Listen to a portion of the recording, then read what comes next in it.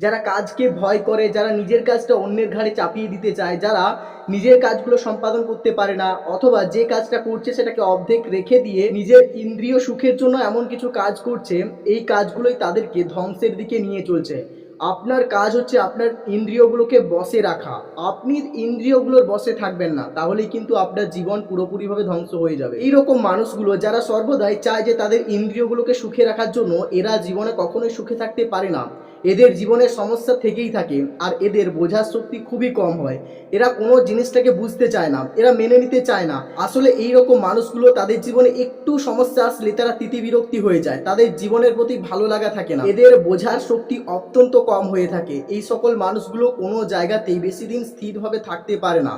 এদের মন চঞ্চল হয়, এরা জীবনে কখনোই সফলতাকে অর্জন করতে পারে না। এরা এদের নিজেদের ইন্দ্রিয়গুলোকে নিজেদের নিয়ন্ত্রণে রাখতে পারে না। আপনিও যেদিন আপনার ইন্দ্রিয়গুলোকে কন্ট্রোলে রাখতে পারবেন না, সেদিন আপনার অবস্থাও এইরকম মানুষদের মতোই হবে। তাই জীবনে যদি একজন সফল এবং প্রতিষ্ঠিত মানুষ হতে চাও, তবে সবার প্রথমে আপনাকে আপনার ইন্দ্রিয়গুলোকে বশে রাখতে হবে। তবেই আপনি জীবনে একজন সফল মানুষ হিসেবে এই সমাজে আত্মপ্রকাশ করতে পারবেন। জীবনের যে কোনো পরিস্থিতিতেই আপনার আত্মবিশ্বাসটাকে ধরে রাখতে হবে এবং মনের ভেতর থেকে আপনাকে শক্তিশালী হতে হবে, সবসময় পজিটিভ মাইন্ডেড হতে হবে এবং আপনার ভেতরে এরকম আত্মবিশ্বাস রাখতে হবে যে আমি সব সময় জিতবো।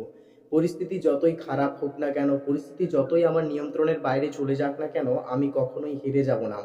একটা মানুষের মধ্যে যখন তার এই রকম মোটিভেশনটা থাকে, যখন তার মধ্য থেকে একটা জেদ থাকে, যখন তার ভেতরে একটা মনোভাব থাকে যে আমি পারবো, আমি হেরে যাব না, আমি পারবো, যতই পরিস্থিতি আসুক না কেন আমি জিতে যাব, এরকম আত্মবিশ্বাসী একটা মানুষকে সামনের দিকে এগিয়ে নিয়ে যায়। কিন্তু যাদের মনে প্রচণ্ড পরিমাণে ভয় থাকে, নিজের প্রতি বিশ্বাস থাকে না, কনফিডেন্স থাকে না, তারা জীবনে জিততে পারে না, তারা জীবনে বেশি দূর এগিয়ে যেতে পারে না। অল্প কিছু দূর যাওয়ার পরে নিজের প্রতি তাদের বিশ্বাস থাকে না বলে তারা হেরে যায়।